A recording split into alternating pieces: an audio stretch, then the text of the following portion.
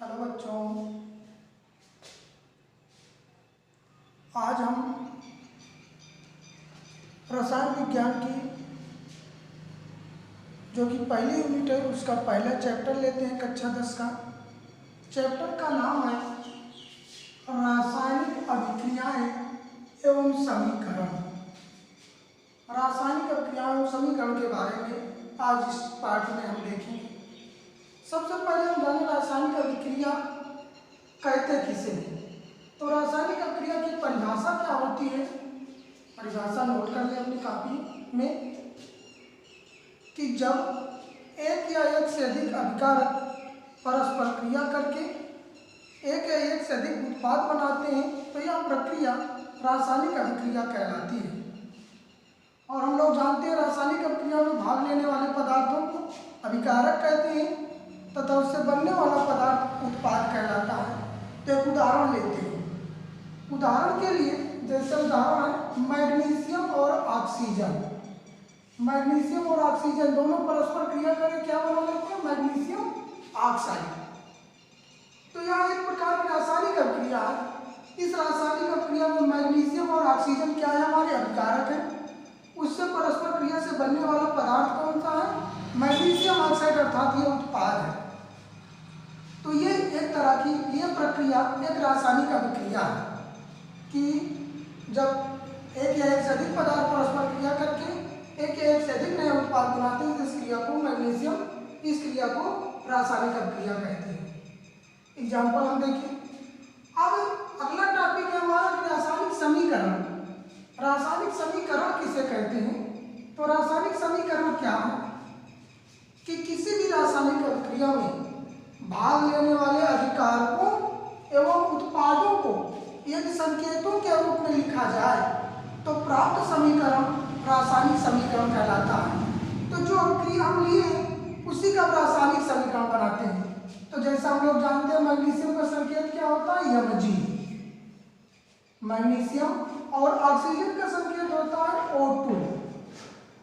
ये दोनों परस्पर क्रिया कर लिए तो बना क्या, मैग्नीशियम ऑक्साइड। मैग्नीशियम ऑक्साइड का सूत्र होता है MgO।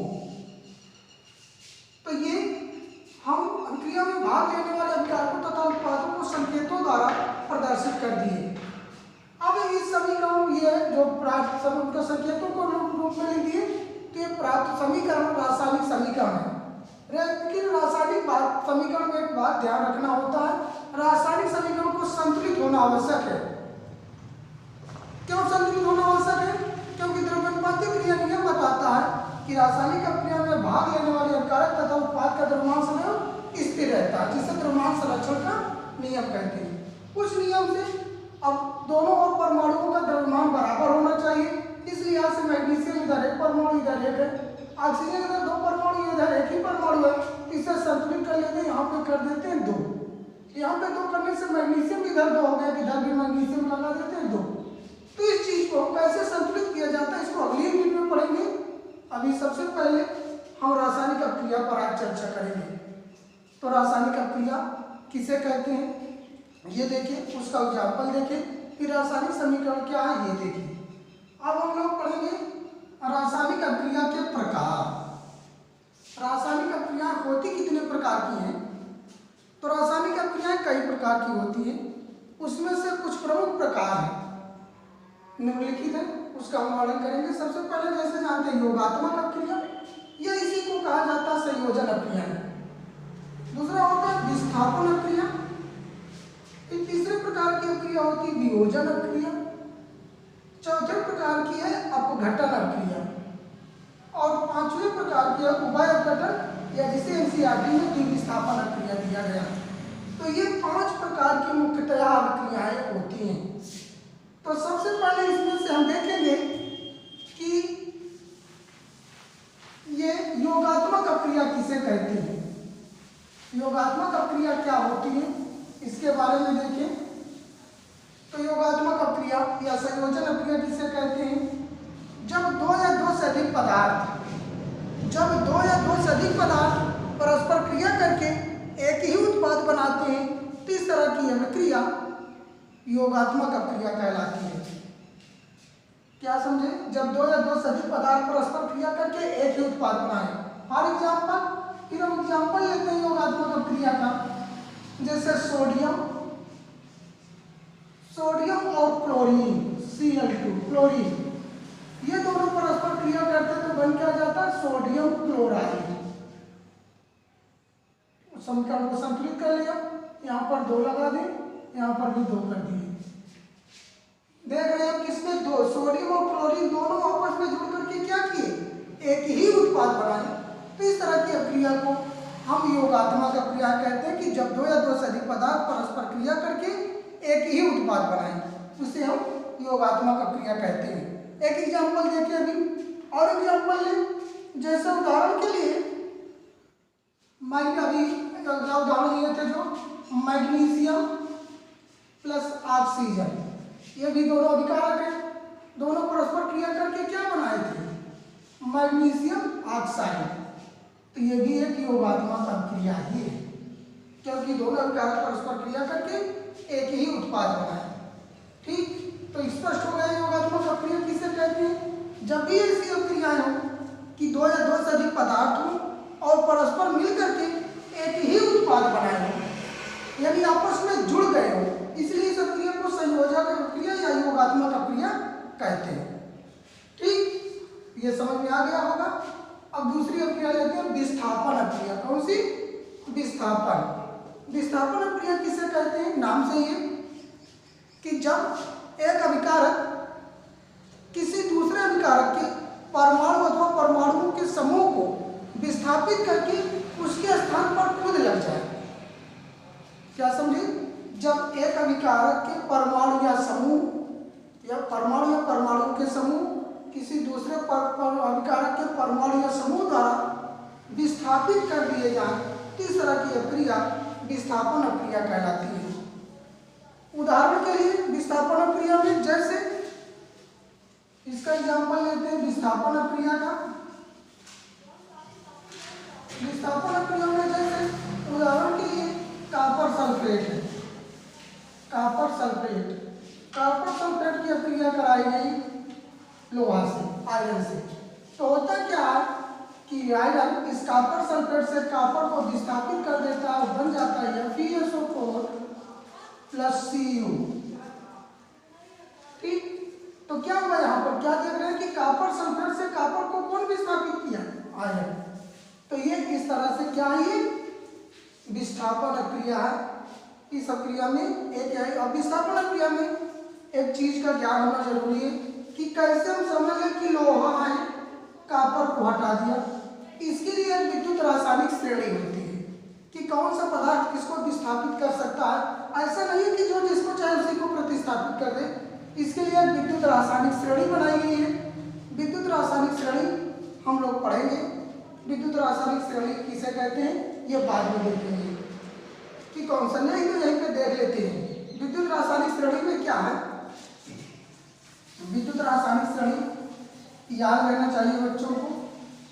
विद्युत रासायनिक श्रेणी में क्या है कि उस श्रेणी में जो ऊपर तत्व है, ऊपर वाले तत्व नीचे वाले तत्व को विस्थापित कर देते हैं। जैसे कि जीवन में हमारे होता है, जो ऊपर के अधिकारी हैं नीचे वाले अधिकारियों को, अपने नीचे के कर्मचारियों को ट्रांसफर या तबादला कर सकते हैं, नीचे वाला ऊपर वाले को नहीं कर सकता।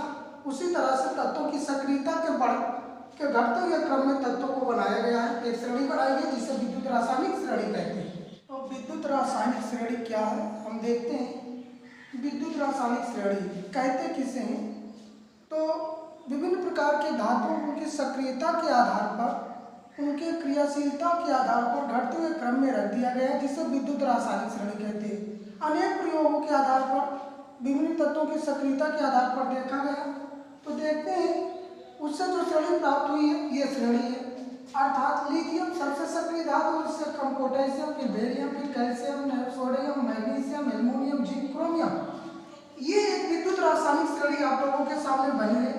यहाँ कैडमियम है, कोबाल्ट के बाद निकिल और सबसे नीचे आता है सोना, Au।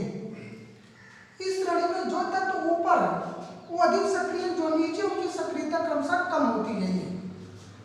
तो सक्रियता के आधार पर ऊपर वाला जो तत्व है नीचे वाले तत्व को अपने उसके यौगिकों से विस्थापित कर सकता है। जैसा भी हम लोग देखे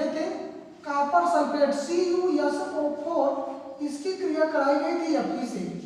तो हम देखें क्या लोहा कॉपर को उसके यौगिक से अलग कर सकता है? तो एक बार हम श्रेणी देख लेते हैं। इस श्रेणी में देखें कॉपर यहाँ पर है और लोहा यहाँ पर है, यानी लोहा कॉपर से ऊपर है। लोहा कॉपर से ऊपर है अर्थात वो उसको विस्थापित कर सकता है। तो इसीलिए कॉपर लोहे ने क्या किया, कॉपर को विस्थापित करके उसके स्थान पर खुद लग गया और कॉपर अलग हो गया। तो इस तरह से हमको विस्थापन क्रियाओं की जानकारी होना चाहिए कि कौन सा पदार्थ, कौन सा विकारक किसको विस्थापित कर सकता, किसको विस्थापित नहीं कर सकता, ये ध्यान देने वाली बात है। तो दो तरह की अक्रिया हो गई, पहली अक्रिया योगात्मक अक्रिया, दूसरा विस्थापन। अब तीसरे प्रकार की अक्रिया हम देखते हैं, क्रियाएं क्या हो।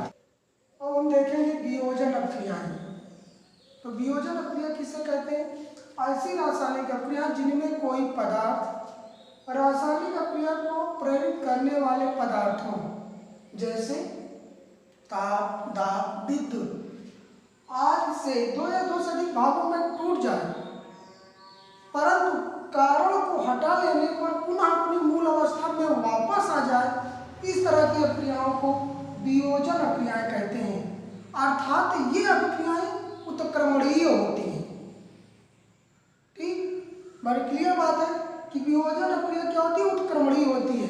फिर से एक बात परिभाषा नोट करें, ऐसी रासायनिक अक्रियाएं जिनमें कोई पदार्थ अभिक्रिया को प्रेरित करने वाले कारकों जैसे ताप, दाब, विद्युत आदि के कारण दो या दो से अधिक भागों में टूट जाए, परंतु कारण हटा लेने पर पुनः अपनी मूल अवस्था में वापस आ जाए, वियोजन अक्रिया कहलाती हैं। वियोजन अक्रिया दो प्रकार की होती हैं। एक तो होता है तापीय वियोजन। कौन सा? तापीय वियोजन। दूसरा होता है विद्युत वियोजन। विद्युत वियोजन दो तरह की वियोजन अक्रिया होती है, तापीय वियोजन या इसे उष्मीय वियोजन भी कहते हैं और विद्युत वियोजन। अब तापीय वियोजन किसे कहते हैं?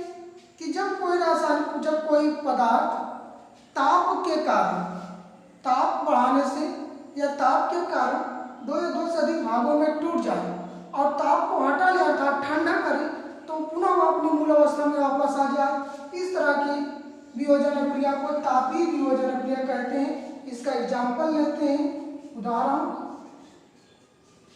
तापीय वियोजन का उदाहरण लिए phosphorus pentachloride PCl5। Phosphorus pentachloride को हम गर्म करें, गर्म को हम डेल्टा से प्रदर्शित करते हैं तीर के ऊपर। फास्फोरस पेंटाक्लोराइड को गर्म किया जाता तो बन जाता PCl3 प्लस Cl2, दो भागों में टूट जाता है। और हम ये बताइए अक्रिया उत्क्रमणीय होती है अर्थात गर्म करने पर तो ये हो गया और ठंडा किया जाए तो ऐसे पुनः ये फास्फोरस पेंटाक्लोराइड में बदल जाएगा, अर्थात उत्क्रमणीय अक्रियाओं को इस चिन्ह से हम प्रदर्शित करते हैं। तो एक तरह की तापीय वियोजन अक्रिया है। ठीक, फास्फोरस पेंटाक्लोराइड को गर्म किए और किसमें टूट गया, इसे नोट कर लो। अगला इसका एग्जाम्पल है, उदाहरण लिए अमोनियम क्लोराइड को गर्म किया जाए। अमोनियम क्लोराइड सूत्र होता है NH4Cl। अमोनियम क्लोराइड को जब गर्म करते हैं, गर्म किया जाता है तो ये अमोनिया और HCl में टूट जाता है, हाइड्रोक्लोरिक अम्ल में। और जब ठंडा किया जाता है तो क्या बन जाता है? पुनः अमोनियम क्लोराइड।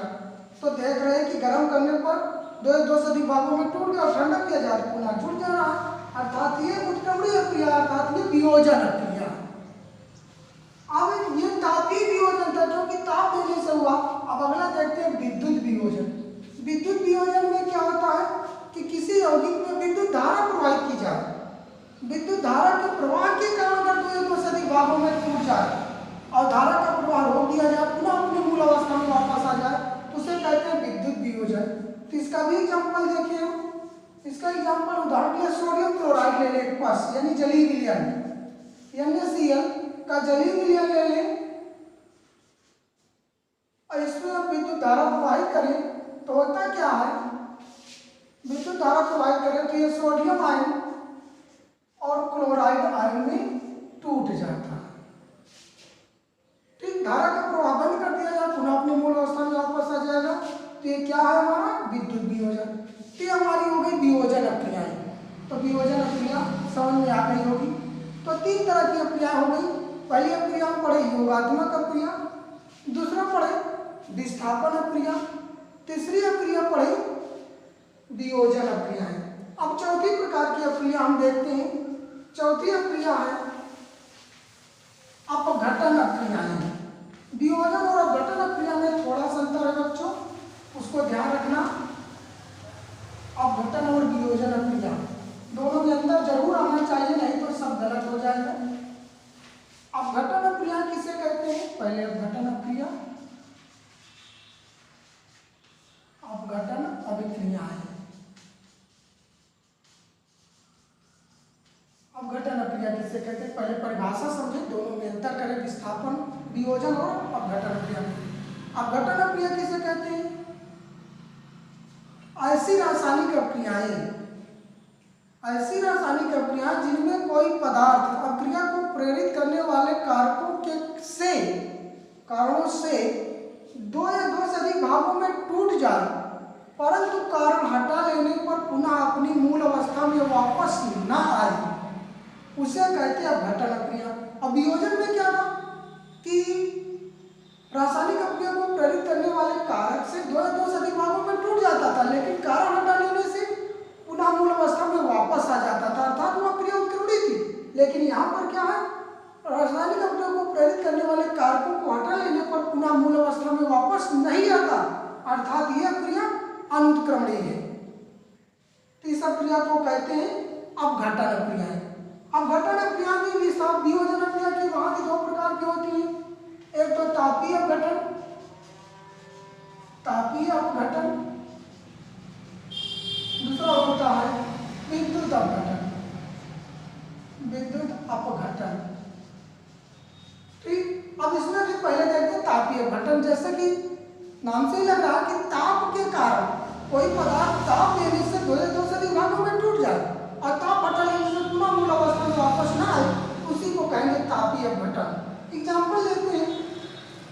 एग्जाम्पल है जैसे potassium chloride KClO3, potassium chloride को गर्म करें, ये अक्रिया अनुत्क्रमणीय होती है, तो अनुत्क्रमणीय के लिए तीर का निशान बना दिया, गर्म किए, तो टूट क्या गया, किसमें टूटा, KCl में टूट गया और ऑक्सीजन में।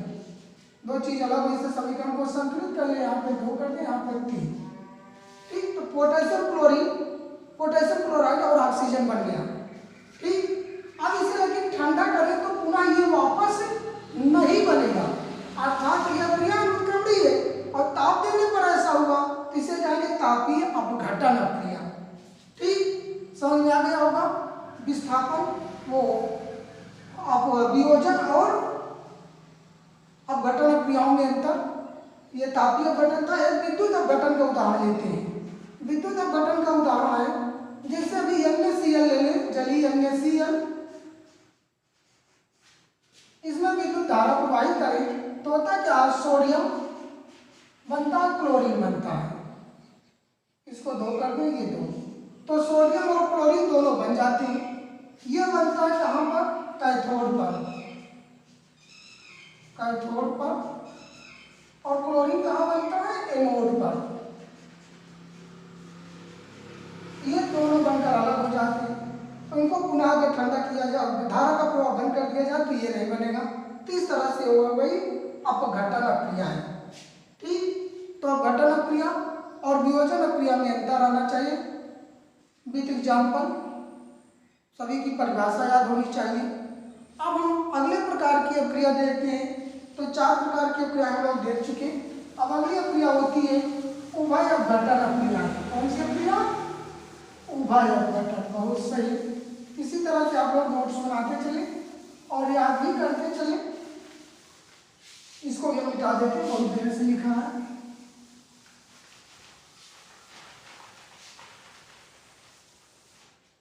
आप देखते हैं उभय अपघटन अक्रिया।